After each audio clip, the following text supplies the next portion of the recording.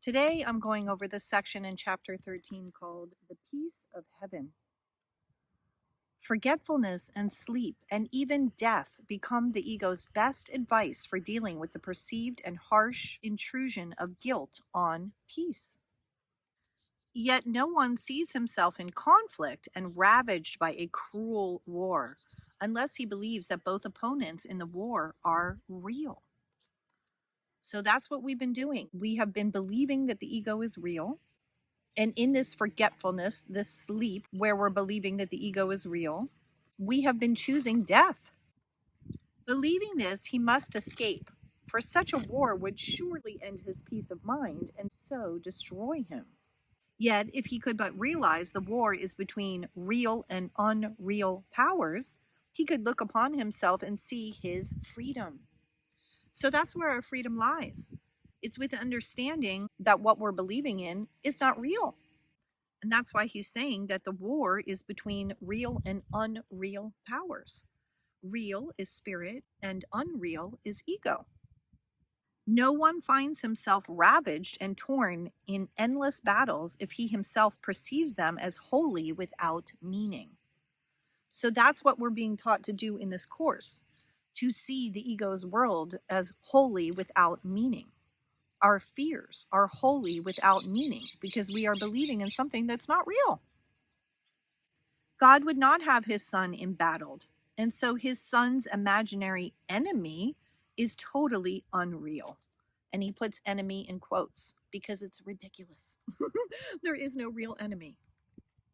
You are but trying to escape a bitter war from which you have escaped, right? Because the dream is already over. We're already home in heaven with God, extending love eternally. We're just dreaming that we're not. So that's why he's reminding us that we have already escaped this bitter war. We're just dreaming that we haven't. The war is gone, for you have heard the hymn of freedom rising unto heaven. That's the part of us that went right back home to heaven after we had that tiny mad idea, that crazy thought of, I wonder what it would be like to be separate from God. Once we did that, once we had that thought, we went right back into heaven. And that's what he's describing to us here. That's why the war is gone. And that's why we have heard the hymn of freedom rising unto heaven. Gladness and joy belong to God for your release, because you made it not. Yet as you made not freedom, so you made not a war that could endanger freedom. Nothing destructive ever was or will be. The war, the guilt, the past are gone as one into the unreality from which they came. So again, he's telling us we made the whole thing up. None of it is real. When we are all united in heaven, you will value nothing that you value here. For nothing that you value here, you value wholly. And so you do not value at all. So he's reminding us that the only way that we can truly value something is to value it wholly. And when we're valuing things here in the false world, we're not even wholly valuing them. So he's saying you're not even valuing them at all. The only thing that we can truly value is the wholeness, the truth of who we all are. That's it. Value is where God placed it, and the value of what God esteems cannot be judged, for it has been established. Right? The only thing that's real is God. It is wholly of value. It can merely be appreciated or not. And what have we been doing? Not appreciating it, not valuing it. That's what we've been doing. To value it partially is not to know its value, right? So we can't keep a toe in ego's world and a toe in spirit's world. That's partial. We need to wholly value our truth. And it's the only real value that we can have. In heaven is everything God values and nothing else. Heaven is perfectly unambiguous, right? Because our truth is abstract. Everything of specifics is of the ego. It's of the false world. Our truth is abstract, an abstract extension of love eternally. Everything is clear and bright and calls forth one response. That's in our truth. There is no darkness and there is no contrast. Why? Because there is no ego and there is no world. There is no variation. There is no interruption. Why? Because heaven always continued. There was no interruption. It was just a dream. It was just a silly thought. There is a sense of peace so deep that no dream in this world has ever brought even a dim imagining of what it is. So the peace, the joy, the love that we experience in our truth in heaven, which is the state of oneness, nothing in this world compares to that. Absolutely nothing. Nothing in this world can give this peace, for nothing in this world is wholly shared. So whenever he's using the word sharing, he's talking about sharing our truth, knowing who we are. And because all minds are joined, when we remember, everyone is remembering unconsciously.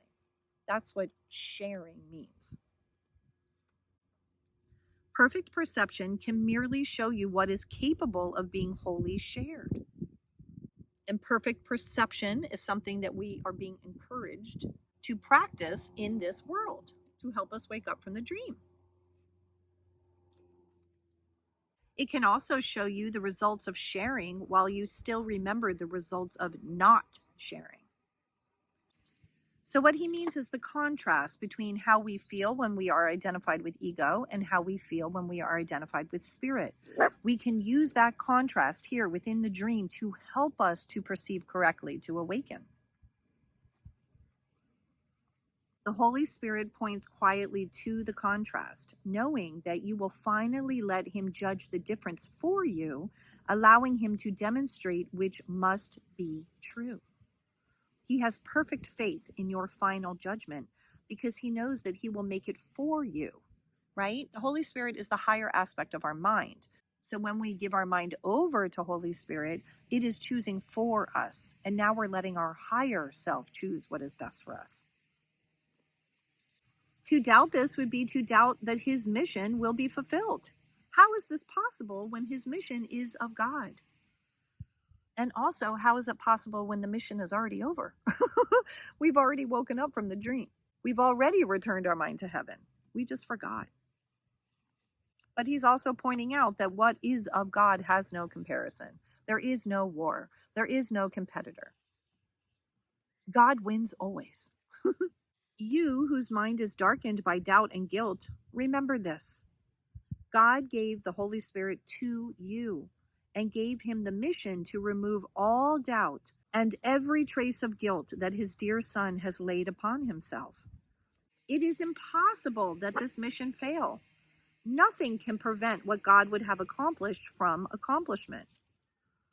Whatever your reactions to the Holy Spirit's voice may be, whatever voice you choose to listen to, whatever strange thoughts may occur to you, God's will is done. So like I said, God always wins. It doesn't matter how much we resist. You will find the peace in which he established you because he does not change his mind. It's us that is pretending that we can change our mind, pretending that we can choose darkness. But God never changes his mind. And that's why Holy Spirit is here to help us to perceive correctly, to realize that we also can never really change our mind. He is invariable as the peace in which you dwell and of which the Holy Spirit reminds you. Because remember, God is constant. Our truth is constant. It never changes. You will not remember change and shift in heaven. You have need of contrast only here, right? Because heaven, our truth, is consistent. It's only here that we have contrast. It's only in the false world that happens. Contrasts and differences are necessary teaching aids, for by them you learn what to avoid and what to seek, right? Because every time that we are identifying with ego, we don't feel good. And every time we are identifying with spirit, we do. We feel peace. We feel joy. We feel the love of God. It's that contrast that helps us to choose to perceive correctly. That's why the contrast is a teaching tool here in the dream. When you have learned this, you will find the answer that makes the need for any differences disappear.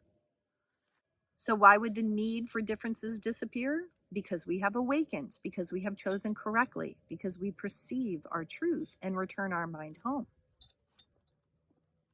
Truth comes of its own will unto its own. When you have learned that you belong to truth, it will flow lightly over you without a difference of any kind. For you will need no contrast to help you realize that this is what you want, and only this. Fear not, the Holy Spirit will fail in what your Father has given him to do. The will of God can fail in nothing. So he's telling us that when we identify with our truth and continue to do that, that the peace and joy that comes along with that will just flow over us, and the awakening will be gentle. And he's reminding us that the will of God can fail in nothing. God wins, always. Have faith in only this one thing, and it will be sufficient. God wills you be in heaven, and nothing can keep you from it, or it from you. Your wildest misperceptions, your weird imaginings, your blackest nightmares, all mean nothing. They will not prevail against the peace God wills for you. The Holy Spirit will restore your sanity, because insanity is not the will of God. If that suffices him, it is enough for you. You will not keep what God would have removed, because it breaks communication with you and with whom he would communicate. His voice will be heard. More beautiful words to remind us that God wins always. The communication link that God himself placed within you, joining your mind with his, cannot be broken. That's Holy Spirit. You may believe you want it broken, and this belief does interfere with the deep peace in which the sweet and constant communication God would share with you is known. So when he says you may believe you want it broken, that's when we're believing the ego, identifying with ego. And he's telling us that this interferes with this peace that we can experience when we identify instead with spirit. Yet his channels of reaching out cannot be wholly closed or separated from him. Peace will be yours because his peace still flows to you from him whose will is peace. So we still have peace flowing to us through Holy Spirit, whose will is peace. You have it now. The Holy Spirit will teach you how to use it, and by extending it, to learn that it is in you. God willed you heaven and will always will you nothing else. So that's our truth, heaven and nothing else. And God's will is always for us to be there with him. There is no chance that heaven will not be yours, for God is sure, and what he wills is as sure as he is. So the outcome is assured, our awakening is assured. You will learn salvation because you will learn how to save it. It will not be possible to exempt yourself from what the Holy Spirit wants to teach you. Right? No one's getting out of this classroom without learning how to go home to heaven. Salvation is as sure as God, right? It's assured. We are all going to awaken. And salvation just means freedom from this prison world, freedom from this false dream. His certainty suffices. Learn that even the darkest nightmare that disturbs the mind of God's sleeping son holds no power over him. Okay, that means this dream, identifying with ego and believing in this false world, it has no power over us. But we've been thinking it does. So we've been giving our power away. We have been choosing to give power to the ego. But in truth, it has no power. He will learn the lesson of awakening. God watches over him and light surrounds him. Can God's Son lose himself in dreams when God has placed within him the glad call to awaken and be glad?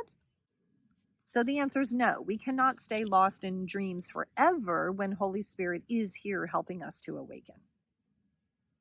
He cannot separate himself from what is in him. His sleep will not withstand the call to wake, because our truth, which is spirit, which is oneness, will never go away. Nothing can stop us from awakening to it, and it is always calling to us. We are always wanting that. We are all searching for that.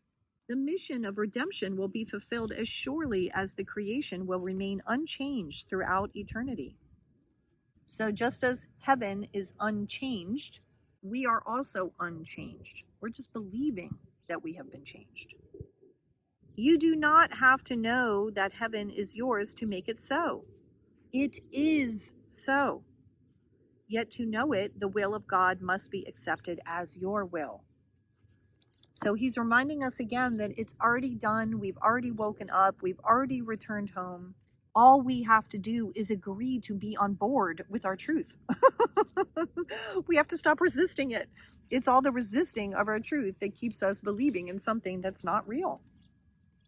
The Holy Spirit will undo for you everything you have learned that teaches that what is not true must be reconciled with truth. This is the reconciliation the ego would substitute for your reconciliation to sanity and to peace. The ego wants us to stay in this world, to keep believing in the ego, to stay rooted in its false identity.